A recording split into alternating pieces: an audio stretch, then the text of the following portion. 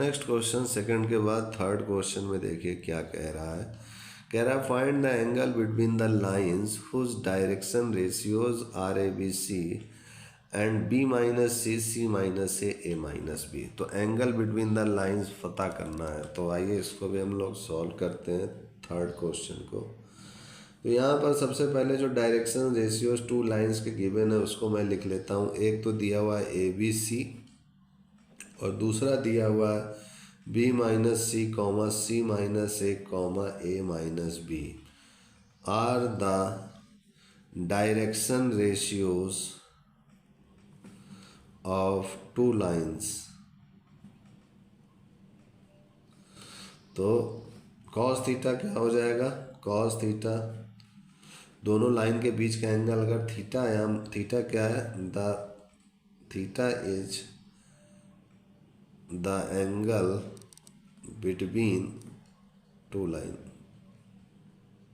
ठीक है, तो कॉस थीटा क्या हो जाएगा मेरे पास, दिस इज इसका रेशियो इंटू इसका, तो ये हो जाएगा ए इंटू बी माइनस सी, यानी A1 A2 plus B1 B2। तो B1 क्या है, B है, और B2 क्या है, C minus A plus C, this is A minus B upon under root.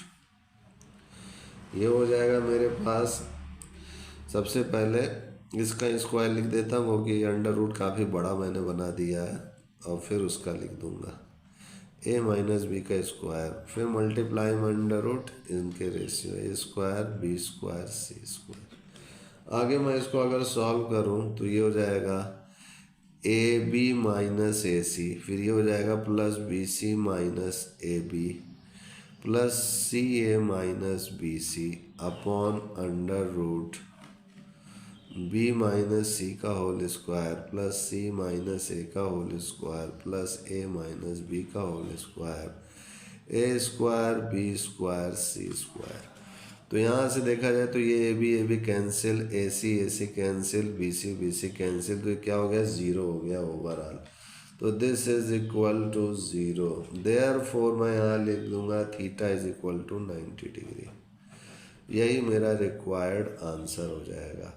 तो इस टाइप से मेरा ये थर्ड क्वेश्चन सॉल्व हो चुका है। थर्ड के बाद आते हैं हम लोग अपने फोर्थ क्वेश्चन की ओर और देखते हैं फोर्थ क्वेश्चन में क्या कह रहा है। तो फोर्थ क्वेश्चन है मेरा, find the equation of a line parallel to X axis and passing through the origin. कह रहे हैं इक्वेशन ऑफ लाइन बताइए जो कि पैरेलल हो एक्स एक्सिस के और पास कर रही हो ऑरिजिन को। तो आइए इसको भी सॉल्व करते हैं। तो सपोज कीजिए ये एक्स वाई एक्सिस है, एक ऐसी इक्वेशन ऑफ लाइन बताइए जो कि पैरेलल हो एक्स एक्सिस का और ओरिजिन से ही पास कर रही हो।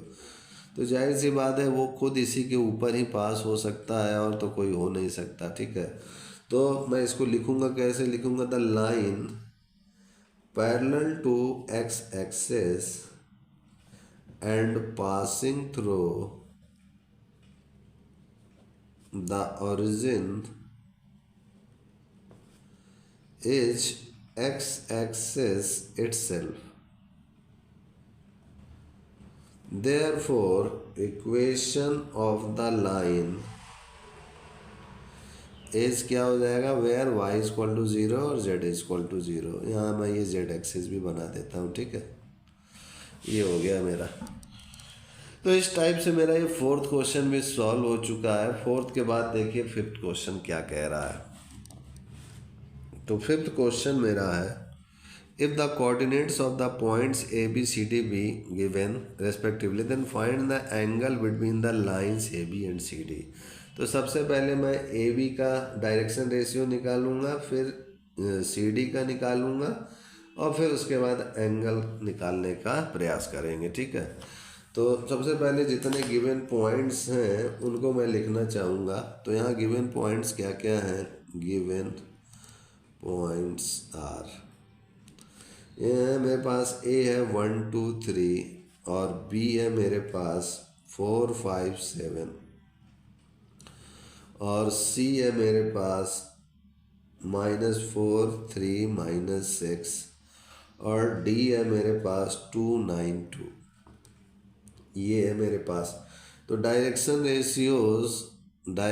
रेशियोज ऑफ ए बी की अगर मैं बात करूं, क्या होगा, x2 माइनस x1 यानी 4 माइनस 1, तो 4 माइनस 1 3, 5 माइनस 2 3, 7 माइनस 3 4। फिर direction ratios of C D की मैं बात करूं, तो ये हो जाएगा मेरे पास 2 माइनस माइनस 4, तो 2 प्लस 4 यानी 6 हो जाएगा। फिर 9 माइनस 3 6 हो जाएगा, और 2 माइनस माइनस प्लस 6 तो 8 हो जाएगा। ये हो गया मेरा। तो यहाँ लिखूँगा direction ratios of A B and C D are proportional. साफ साफ दिख रहे हैं कि ये क्या है, प्रोपोर्शनल है। यानी प्रोपोर्शनल मतलब 3/6, 3/6, 4/8, इन सभी का रेशियो सेम आ रहा है। 3/6 भी 1/2 होता है, 3/6 फिर से 1/2, और 4/8 फिर से 1/2। तो हर एक में ये चीज़ सेम आ रही है, यानी लाइंस क्या होंगे, पैरेलल होंगे। और जब पैरेलल होंगे तो एंगल ए बी और सी डी के बीच में क्या होगा, 0 होगा। तो यहाँ लिखूँगा मैं angle between these lines is 0। क्यों 0 होगा, the lines A B is parallel to C D. ठीक, तो इस टाइप से मेरा ये 5th क्वेश्चन भी सॉल्व हो चुका है। 5th के बाद देखिए 6th क्वेश्चन क्या कह रहा है। 6th क्वेश्चन कह रहा है, if the lines x minus 1 upon minus 3 is equal to y minus 2 upon 2k is equal to z minus 3 upon 2 and x minus 1 upon 3k is equal to y minus 1 upon 1 is equal to z minus 6 upon minus 5 are perpendiculars. ये perpendiculars हैं, तो पता कीजिए k का मान क्या होगा। तो सबसे पहले मैं क्या करूँगा, इस लाइन का डायरेक्शन रेशियो निकालूंगा, इसका डायरेक्शन रेशियो निकालूंगा, फिर उसके बाद इन दोनों डायरेक्शन रेशियोज के करस्पॉन्डिंग मल्टीप्लाई करके 0 के इक्वल कर दूंगा, और फिर मैं k का मान निकाल लूँगा। तो आइए 6th क्वेश्चन को सॉल्व करते हैं। तो यहाँ पर जो गिवन लाइन्स है, द 2 लाइन्स आर, तो हो जाएगा x minus 1 upon minus 3 is equal to Y minus 2 upon 2k is equal to z minus 3 upon 2।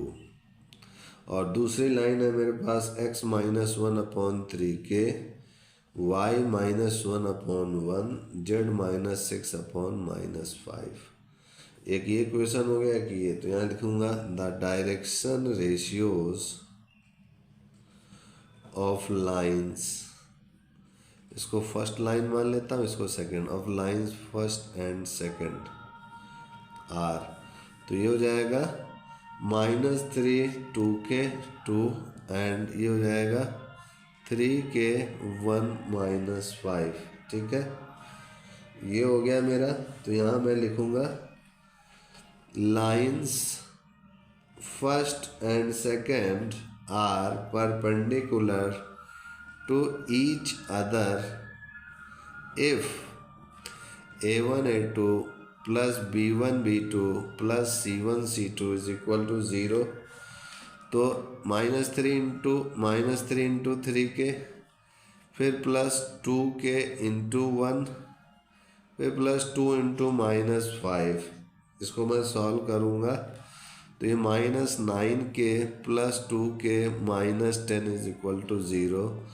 तो ये -9 के और 2 के -7k इज इक्वल टू 10, तो k की वैल्यू -10/7 आ गई।